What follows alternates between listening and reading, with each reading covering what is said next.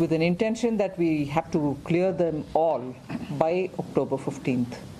So that is one. Second, also to get a clear picture of their capex, the timeline, the quantums, and also the milestones for the next 4 quarters. So if these two were the larger issue, derived also from what we had heard yesterday and the little apprehensions that we had in honoring that announcement that we've made about 75% of the arbitration amount to be given if there were any hitches that we wanted to know. Yesterday also the narrative ran through the meeting, and today too we've asked specific questions. So some of the things which I have only about 8 or 9 points to mention, which will broadly give you the skeletal picture, post which both Finance Secretary and Expenditure Secretary will get into details. The first thing is trying also to see how payment can be done with a great sense of ease rather than each time having to review. So I've taken that as a position and also understood as to what is happening on the threads.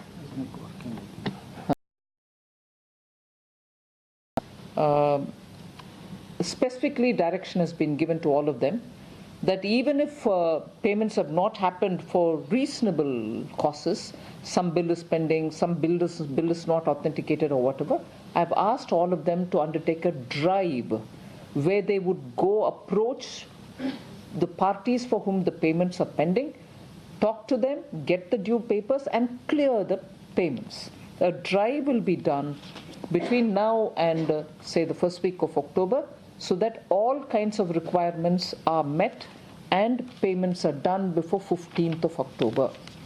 So no excuse to say, no, some papers pending, some contract is not all right, some dues are nothing. A drive to clear all the requirements so that payments are done. So that is one of the things. The next is, I've asked all of them to establish a portal through which from now, and this also has a deadline of October 15th, that a portal should be made available which every person who deals with those agencies, be they contractors, be they goods suppliers, be they service suppliers, or us in the Finance Ministry, will all have to be able to access the portal through which we'll be able to track the payments. A bill is raised, after which how long does it take for payment? What is the reason why it is delayed, if there is a delay, and so on. So a portal will be established by all of them. Some of them do have it, but we want it to be a lot more robust. So that has been said by 15th they would do it. Then in general, without compromising the interest of the organization, each one of these agencies, I've asked them to look at and have a review of all the post-arbitration counterclaims so that it doesn't get vitiated.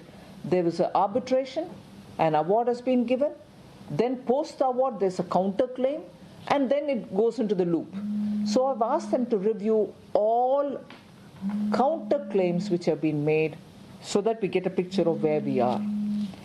Then there are also specific delays being mentioned. No, this is a regular kind of a delay. A delay of a regular nature was frequently used. I've asked them to tell me what regular nature is, explain it, so that if it is possible, even that is ironed out and payments continue after that. Again, related to arbitration, I've clearly told them that they should give me a picture of the lifespan of an arbitration. When did it start? How long is it dragging? And why is it remaining inconclusive? Has post-arbitration disputes protracted? And so on.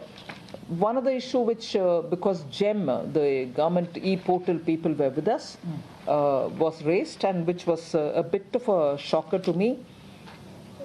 Nearly 60,000 crores worth of purchases are being made by most of the CPSUs for goods and services which are available through the GEM but outside of the GEM.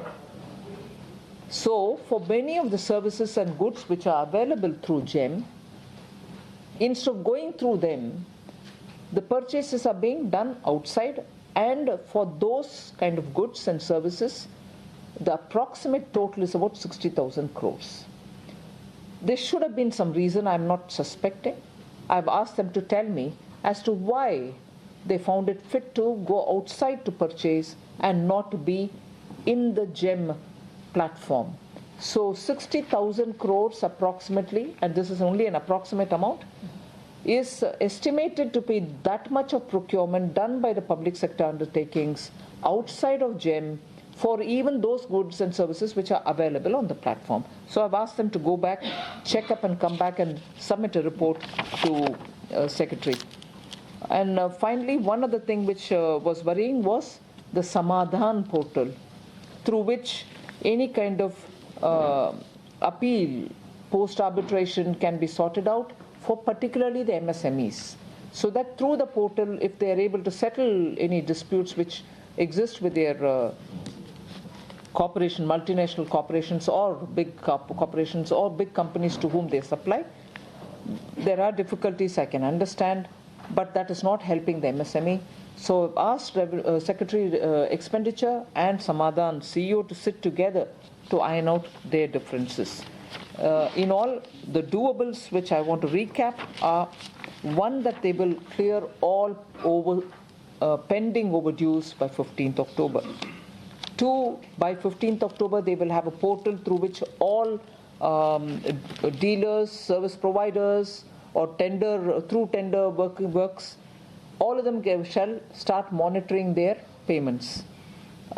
Three, meeting with the RBI and Finance Secretary and the concerned selected number of CPSUs to come and talk about as to why bank guarantees are becoming a big hitch or a hurdle in government paying up the 75% post-arbitration awards.